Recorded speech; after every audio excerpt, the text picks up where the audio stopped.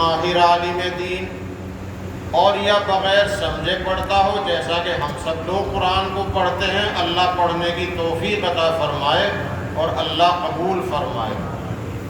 اس لیے قرآن یہ ہے اللہ کا کلام، اور یہ اللہ کی مخلوق نہیں، اللہ کی صفت ہے۔ اب آؤ اس مقصد کی طرف جو مسئلہ میں نے بیان کرنا شروع کیا تھا، کہ اگر کسی معاملے میں قسم کھانے کی ضرورت پڑے، سچی قسم ہو، تو اللہ کی قسم کھائی جا سکتی ہے یا قرآن کی، اور کسی چیز کی قسم کھانا جائز نہیں۔ اور اگر اللہ پاک نے کسی چیز کی قسم کھائی ہے، وہ اللہ کا مسئلہ الگ ہے۔ اللہ کسی قانون کا پابند نہیں ہے، قانون کے پابند ہم ہیں، ہم اللہ کے بندے ہیں۔ اس لیے کعبے کی قسم، پیر کی قسم، اولاد کی قسم، جان کی قسم، سر کی قسم، سب حرام ہے۔ اگر کسی نے قسم کھائی کعبے کی یا پیر کی یا اولاد کی یا اپنی جان کی، یعنی قرآن پاک کے علاوہ، اللہ کی ذات کے علاوہ کسی اور چیز کی قسم کھائی، وہ قسم نہیں ہوگی، وہ ایک گناہ ہوگا۔ قسم ہی نہیں، بس گناہ ہے، توبہ کرنی پڑے گی۔ اور اگر قسم کھائی ہے اللہ کی یا قسم کھائی ہے قرآن کی، وہ شریعت میں قسم ہے۔ اب اگر چھوٹی قسم کھائی ہے تو گناہ گار ہوگا، اللہ سے توبہ کرے۔ چھوٹی قسم کھانا گناہ کبیرہ ہے، جھوٹ بولنا گناہ کبیرہ۔ دنیا کا کوئی دھرم، دنیا کا کوئی مذہب جھوٹ کو جائز نہیں کہتا، جیسے دنیا کا کوئی دھرم شراب کو، نشے کو جائز نہیں کہتا۔ اسی طرح بلاత్కాری کو دنیا کا کوئی مذہب جائز نہیں کہتا، جھوٹ کو بھی دنیا کا کوئی مذہب جائز نہیں کہتا۔ اور آپ نے تو ہندی کی کتاب میں پڑھا ہے، سانچ برابر تپ نہیں اور جھوٹ برابر پاپ۔ تو اس لیے جھوٹ بولنا گناہ کبیرہ، اور جھوٹی قسم کھانا اس سے بھی بڑا گناہ۔ لیکن اگر کسی نے قسم کھائی ہے جھوٹی، قرآن کی کھائی، اللہ کی کھائی، گناہ گار ہوا، اللہ سے توبہ کرے۔ اور اگر کسی نے قسم کھائی ہے آئندہ کے لیے کسی کام کے کرنے کی قسم کھائی، یا کسی کام کے نہ کرنے کی قسم کھائی، تو وہ قسم جبھی قسم ہوگی جبکہ قرآن کی قسم کھائی ہو یا اللہ کی قسم کھائی ہو۔ پھر اگر اس قسم کو توڑ دیا، جس کو شریعت نے قسم مانا ہے، اس قسم کا کفارہ بھی دینا پڑے گا۔ اس قسم کا کفارہ کیا ہے؟ قرآن پاک میں 7ویں پارے میں اس کو بیان کیا ہے کہ اگر کسی نے قسم کھائی کسی کام کے کرنے کی، پھر اس کام کو کر لیا، کسی کام کے کرنے کی قسم کھائی اور اس کام کو نہیں کیا، قسم ٹوٹ گئی۔ کسی کام کے نہ کرنے کی قسم کھائی، پھر اس کام کو کر لیا، اب قسم ٹوٹ گئی۔ تو اگر قسم ہو، یعنی قرآن کی یا اللہ کی قسم ہو، اور اسے قسم کھانے والے نے توڑ دیا، تو قسم کے توڑ دینے کے بعد کفارہ بھی دینا پڑے گا۔ اس قسم کا کفارہ یہ ہے کہ 10 غریبوں کو جوڑا دے، ایک جوڑا، کرتا تہبند، کرتا پاجامہ۔ اگر دونوں چیزیں نہیں دے سکتا تو اتنا کپڑا دے دے جس سے پنڈلی تک کا کرتا بن جائے۔ اگر پنڈلیوں تک کرتا بن گیا تو سطر اس میں بھی چھپ جائے گا، کیونکہ ناف سے لے کر گھٹنے کے 1 انگل نیچے تک سطر ہے جس کا ڈھانپنا ضروری ہے۔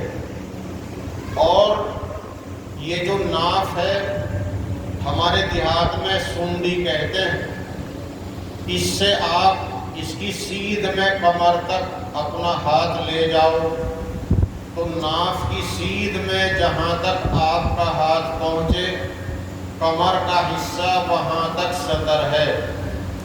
یہ جو ہمارے بچے، ہمارے جوان بھائی پینٹ پہنتے ہیں اور بہت سو کی پینٹ ایسی ناقص ہوتی ہے کہ وہ چھٹتے ہیں تو ان کا پیچھے سے کمر کا نیچے کا حصہ کھل جاتا ہے، تو بہت سے لوگ کہتے ہیں بھائی لعنت ہو ایسے پہراوے پر، لعنت ہو ایسے پہراوے پر، قبر پہ مٹی ڈال رہا پھوڑے سے، چھپ کے مٹی ڈال رہا، سطر کھل رہا، لوگوں کی نظر پڑ رہی ہے، نماز میں ہے پیچھے سے کمر کھل گئی، تو لوگ کہتے ہیں بھائی لعنت ایسے پہراوے پر، تو ہمارے بچے بھی لعنت بھیج دیں۔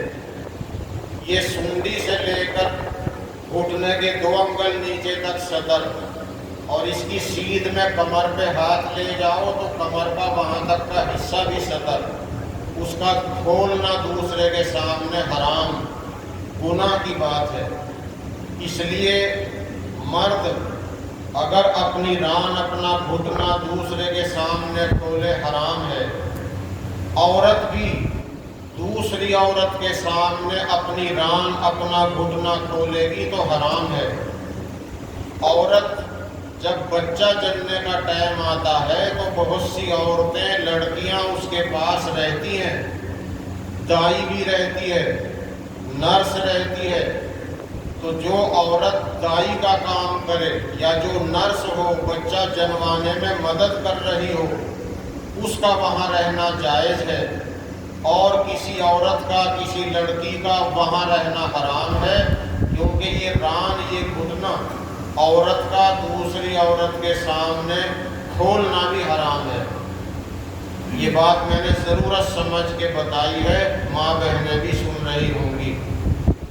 تو یہ جو قسم کا کفارہ ہے، یا تو 10 غریبوں کو کپڑے کا جوڑا دے دے، کرتا تہبند، کرتا پاجامہ دینے کی ہمت نہ ہو تو لمبا کرتا دے دے، اور اگر اتنی گنجائش نہیں تو 10 غریبوں کو ایک فطرہ دے، ایک فطرہ، اور اگر اتنی گنجائش نہیں تو 10 غریبوں کو 2 ٹائم پیٹ بھر کے کھانا کھلائے، جن کو آج کھلایا ہے انہیں ہی آئندہ کبھی کھلائے، اور یا ایک غریب کو 10 دن تک دونوں ٹائم کھلائے، اور اگر اتنی گنجائش نہیں تو قسم کا کفارہ آسان یہ ہے کہ لگاتار 3 روزے رکھے، لگاتار 3 روزے رکھے، یہ ہے قسم کا کفارہ۔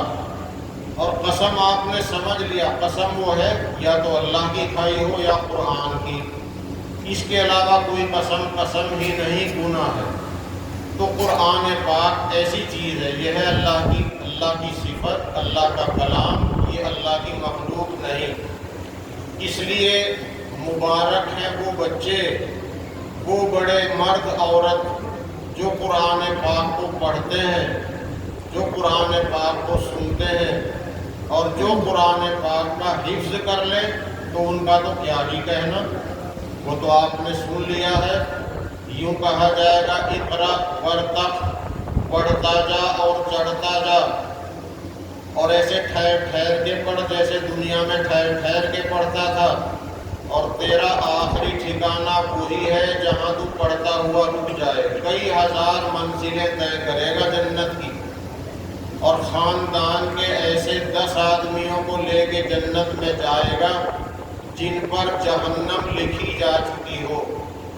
اس لیے ہر بھائی، ہر بہن ارادہ کر لے، پھر اللہ سے دعا بھی کرے کہ اللہ تعالی ہمارے بچوں میں بھی، بچیوں میں بھی حافظ قرآن، عالم دین پیدا کر دے، جو ہماری بخشش کا ذریعہ بن جائیں۔ تو یہ آج کا پروگرام ماشاءاللہ قرآن پاک کی نسبت پر منعقد ہوا ہے۔ اللہ تعالیٰ اس بچے کے حفظ کو بھی قبول فرمائے۔ یہ سعادت صرف بچے کے ماں باپ کی نہیں، اس میں پوری بستی کے لوگ اور خاص طور پر محلے والے ضرور شریک ہیں، اس لیے کہ امام صاحب نے پڑھایا ہے اور امام صاحب کے اخراجات کی ذمہ داری محلے والوں پر ہے، تو بچے کے علم میں انشاءاللہ سبھی محلے والوں کا اور مسجد کی امداد کرنے والوں کا حصہ ہے۔ اللہ سب کے لیے قبول فرمائے۔